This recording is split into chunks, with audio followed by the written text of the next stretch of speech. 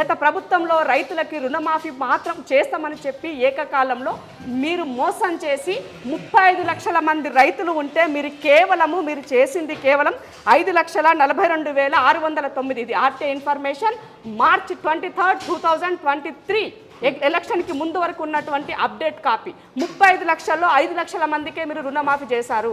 ఇందులో ఉన్నటువంటి బ్యాలెన్స్ వాళ్ళ అందరికీ కూడా ఇవాళ ఈ ప్రభుత్వం మేలు చేయబోతుంది. మరి ఇది తప్పేలా అవుతుంది? మేము మోసం ఎక్కడ చేస్తున్నాం? రైతులకి మోసం చేసింది మీరు, దగా చేసింది మీరు, ఫసల్ బీమా యోజన అమలు చేయండి మీరు, ఇవాళ రైతులకి సబ్సిడీ విత్తనాలు ఇవ్వండి మీరు, రైతులకి సకాలంలో విత్తనాలు పండిన పంట కొనుగోలు చేయండి మీరు, పండిన పంటను తడిచిన విత్తనాన్ని తడిచిన పంటను కొనుగోలు చేయండి మీరు, డబ్బులు ఇవ్వండి మీరు, ఐకేపీ సెంటర్లకు డబ్బులు ఇవ్వండి మీరు.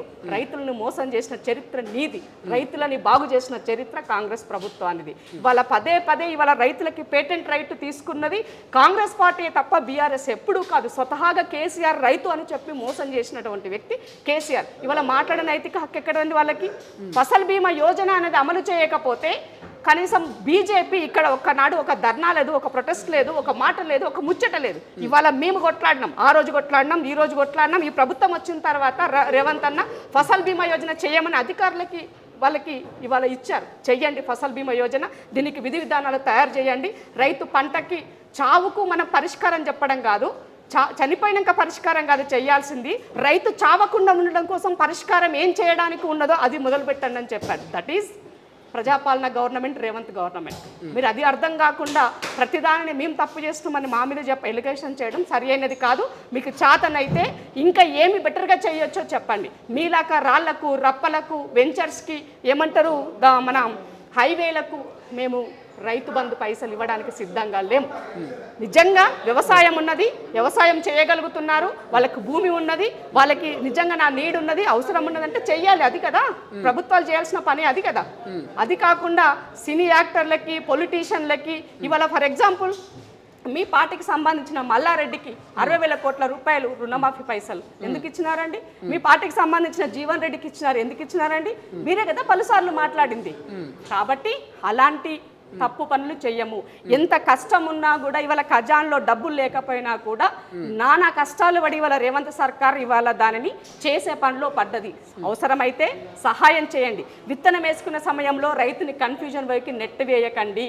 రుణమాఫీ జరిగితే మాకు ఇప్పుడు పంట సహాయానికి అవసరానికి వస్తాయి, ఈ పైసలు మాకు దేనికన్నా ఉపయోగపడతాయి అనుకున్నటువంటి రైతులకు ఇవాళ బాసటగా నిలుస్తున్నది ప్రజాపాలన ప్రభుత్వం, రేవంత్ అన్న సర్కార్. అది గుర్తుపెట్టుకోవాల్సిన అవసరం ఉంది. అయితే రాష్ట్ర ప్రభుత్వం విడుదల చేసినటువంటి ఈ జీవోలో పూర్తి డీటెయిల్స్ ఉన్నాయంటారు. అయితే yes, exactly 100%. Okay. Plus KCR ఇంకో విషయం ఏంటంటే మొత్తము 2018 తర్వాత రుణమాఫీ కోసం మీరు బడ్జెట్లో పెట్టినటువంటిది 26,363 కోట్లు మీరు రుణమాఫీ చేస్తామని బడ్జెట్లో పెట్టారు. మీరు చేసింది కేవలం ఇప్పుడు నేను మీకు చెప్పినటువంటి లెక్కలు ఎంత చేస్తున్నారు? 1,200 కోట్ల రూపాయలు పెట్టింది, 26,363 కోట్లు మీరు పెట్టినటువంటివి కేవలం లెక్కలకు మాత్రమే. మీరు కావాలంటే నా దగ్గర ప్రతి ఇన్ఫర్మేషన్ రైతులకు సంబంధించినటువంటి ప్రతి ఇన్ఫర్మేషన్ ఉన్నది చూడండి. వడ్డీ లేని రుణాల కింద మీరు చెప్పి ఎంత ఇచ్చి మోసం చేస్తున్నారు. తర్వాత రైతులకి మీరు ఇది క్రాప్ లోన్ వివర్స్ 2014లో ఏం చేస్తున్నారు, క్రాప్ లోన్ వివర్స్ 2018 అంటే సెకండ్ టర్మ్లో మీరు ఎలక్షన్లకు వచ్చిన తర్వాత ఇది చూడండి 406 కోట్ల రూపాయలు 2,95,000 రైతులకి ఫస్ట్ ఫేజ్ చేశారు. ఎప్పుడు 2018లో అంటే సెకండ్ సార్ వాళ్ళు ప్రభుత్వానికి వచ్చిన తర్వాత. ఇదంతా 25,000 లోపు ఉన్నటువంటి వాళ్ళకి. ఆ తర్వాత మీకు చెప్పినటువంటిది ఇప్పుడు నేను ఇందాక 5,42,000 చెప్పిన అది మొన్న ఎలక్షన్లకి ముందు వేసినటువంటిది. అంటే ఓవరాల్గా మీరు సెకండ్ ఫేజ్లో మీరు చేసింది కేవలం 5,42,000 మందికి. మరి మిగతా 25 లక్షల రైతులకు ఎవరు చేయాలి? అది కదా భారం కదా. అది నువ్వు చేయలేనటువంటి పని ఇవాళ మేము చేస్తామని చెప్పినాం, మేము మేనిఫెస్టోలో పెట్టినాం. ఆ తీరుగా ఇవాళ ఈ ప్రభుత్వం పని చేస్తుంది. దానిని ఎందుకు మీరు పదే మీ హయాంలో ఎన్సీఆర్బీ లెక్కల ప్రకారంగా చనిపోయినటువంటి రైతులు 7,007 మంది. ఇవి ఎన్సీఆర్బీ లెక్కలు, నేను చెప్తున్నటువంటివి కాదు. 2014 నుంచి లెక్క చూడండి, 2014 నుంచి 2022 వరకు ఎన్సీఆర్బీ లెక్కల ప్రకారంగా 7,007 మంది రైతులు ఆత్మహత్య చేసుకున్నారు. 2 రోజుల క్రితం కేటీఆర్ గారు చాలా ఏమంటారు 6 నెలలకే రైతులు ఆగమైపోయారు, చచ్చిపోతున్నారు అని మాట్లాడుతారు. ఈ సావుకు కారణం మీది కాదా? మీ యొక్క కార్యాచరణ కాదా? 6 నెలల్లో మేము చేసింది ఏంటి?